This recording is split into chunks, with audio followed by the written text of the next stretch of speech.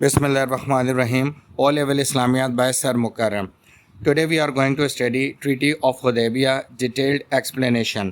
آج ہم صلح حدیبیہ کے بارے میں تفصیلاً اس ویڈیو میں جانیں گے. اس کی ایک ویڈیو پہلے سے چینل پہ اپلوڈڈ ہے. It was signed in the 6th year after Holy Prophet sallallahu alaihi wasallam and his followers left Makkah. یہ مکہ سے ہجرت کرنے کے 6 سال کے اندر یہ معاہدہ طے پایا تھا جب محمد مصطفیٰ اور ان کے ساتھی مکہ سے ہجرت کر کے مدینہ چلے گئے تھے. Muslims' stability was not strong after the war of Badr to attack upon pagans. مسلمانوں کا جو استحکام ہے وہ جنگ بدر کے بعد کمزور پڑ گیا تھا اور ان کے پاس یہ صلاحیت ابھی موجود نہ تھی کہ وہ دشمنوں پر یعنی کافروں پر حملہ کریں. Muslim wished to visit the holy Kaaba and perform tawaf. مسلمانوں کی یہ خواہش تھی کہ وہ ہولی کعبہ جائیں جہاں سے وہ ہجرت کر کے مدینہ آ گئے تھے اور طواف کریں وہاں جا کر. This treaty was very important and significant for Muslim.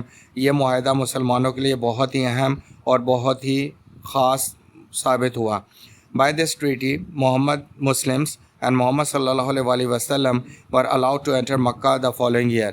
اس معاہدے کے تحت مسلمان و نبی پاک صلی اللہ علیہ وسلم کو اگلے سال اس چیز کی اجازت ملی کہ وہ مکہ جا سکتے ہیں اور طواف کر سکتے ہیں.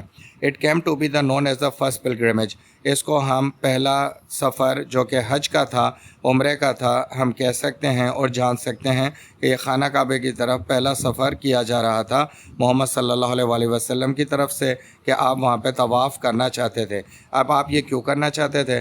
Holy Prophet صلی اللہ علیہ وسلم saw a dream after leaving Makkah that he was performing tawaf. کہ نبی مہربان صلی اللہ علیہ وسلم نے خواب دیکھا کہ وہ مکہ کی طرف جا رہے ہیں اور وہ طواف کر رہے ہیں. 400 Muslims wore ihram clothes and decided to visit Makkah. 400 مسلمانوں نے جو ہے وہ طواف کی نیت کی اور جو ہے حرم پاک کی طرف روانہ ہوئے اس طواف کو کرنے کے لیے نبی پاک صلی اللہ علیہ وسلم کے ساتھ. Muslims were prohibited and not allowed to fight, so they all went unarmed due to sacred months. مسلمانوں کو اس ماہ میں لڑائی جھگڑے سے اللہ تعالیٰ نے منع کیا ہے تو اس وجہ سے تمام کے تمام مسلمان نبی پاک صلی اللہ علیہ وسلم کے ساتھ بغیر اسلحے کے گئے تھے. Muslim thought that Quraysh allowed them to enter Makkah by watching their Muslim peaceful coming and as per customs, but Quraysh did not allow them. مسلمانوں نے یہ سوچا تھا کہ قریش والے ہمیں بآسانی مکہ میں داخل ہونے دیں گے کیونکہ یہ ان کی روایت کے مطابق ہے اور مزید یہ کہ ہم بغیر کسی اسلحے کے جا رہے ہیں، لیکن ان کی خواہشات اور ان کے ارادے کے برعکس قریش نے انہیں مکہ میں داخل ہونے سے روک دیا. Later, Holy Prophet صلی اللہ علیہ وسلم camped outside Makkah and had talks with the Meccan's emissaries who denied to enter.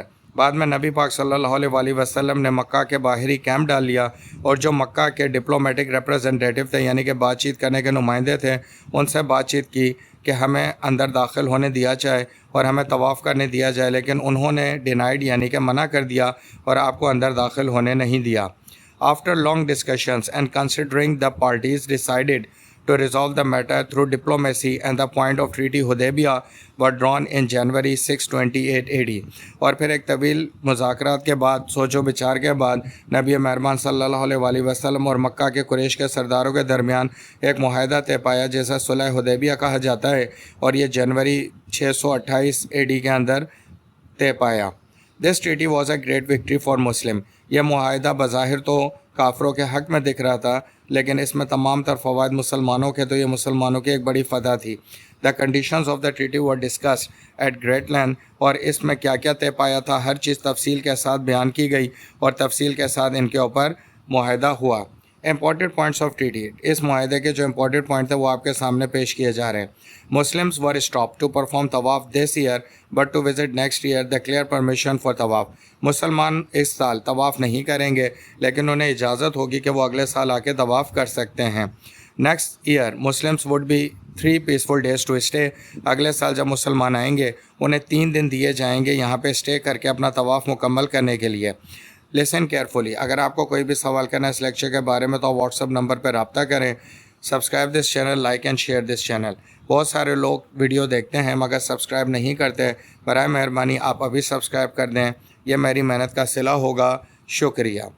Ceasefire was held between the two parties for 10 years, a peaceful long duration for propagating Islamic education.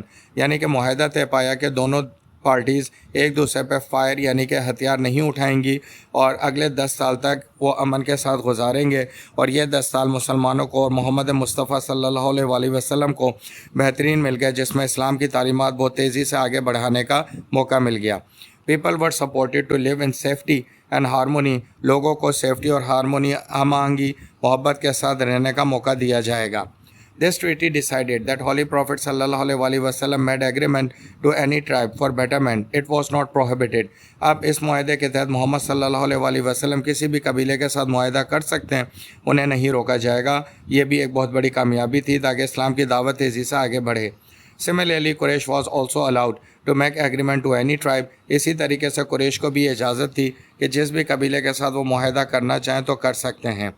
The most important is that in this treaty of Hudaybiyah was that اس معاہدے میں سب سے اہم چیز جو تھی وہ یہ تھی کہ anyone from Makkah who entered Medina will be returned. جو بھی کوئی مکہ سے نکل کر مدینہ میں داخل ہوگا تو اسے واپس کر دیا جائے گا قریش کے لوگوں کو۔ But the people of Medina wandering inside Makkah will not be extended the same courtesy. لیکن وہ لوگ جو مدینہ سے نکل کے مکہ کی طرف چلے جائیں گے انہیں اس طرح واپس نہیں کیا جائے گا جس طرح جو ہے مکہ سے آئے ہوئے شخص کو مدینہ سے واپس کر دیا جائے گا۔ Why this treaty the most significant؟ یہ معاہدہ کیوں بہت زیادہ اہمیت کا حامل تھا؟ Its importance in Islamic history cannot be denied. اسلامی تاریخ میں اس کی اہمیت انکار نہیں کیا جا سکتا۔ Some points were not in the favor of Muslim, but overall it was proved quite beneficial for Muslims. اس کے کچھ پوائنٹ مسلمانوں کی فیور میں نہیں تھے، لیکن زیادہ تر وقت کے ساتھ یہ ثابت ہوا کہ یہ معاہدہ مسلمانوں کی فیور میں گیا۔ It was beneficial in several ways. یہ کئی طریقوں سے مسلمانوں کے لیے بینیفیشیل رہا۔ There are number 1, Holy Prophet صلی اللہ علیہ وسلم was accepted as a leader of Medina by all historic Qurayshi tribes. تمام قریش کے قبیلوں کی طرف سے محمد صلی اللہ علیہ وسلم کو لیڈر آف مدینہ کی حیثیت سے تسلیم کر لیا گیا۔ Number 2, people were getting the new light of Islam and embracing it due to the absence of any hostility. اب لوگوں کے اوپر کوئی پابندی نہیں تھی، انہوں نے اسلام کو قبول کرنا شروع کیا کیونکہ ان کے خلاف دشمنی اور بغاوت کرنے والے عناصر موجود نہ تھے۔ Number 3, Muslims were allowed to make alliance with any tribes. مسلمانوں کو اجازت تھی کہ کسی بھی قبیلے کے ساتھ معاہدہ کر سکتے ہیں۔ Number 4, the 10 years armistice gave Muslim a chance to preach Islam and deal with the enemies on the other side of the peninsula.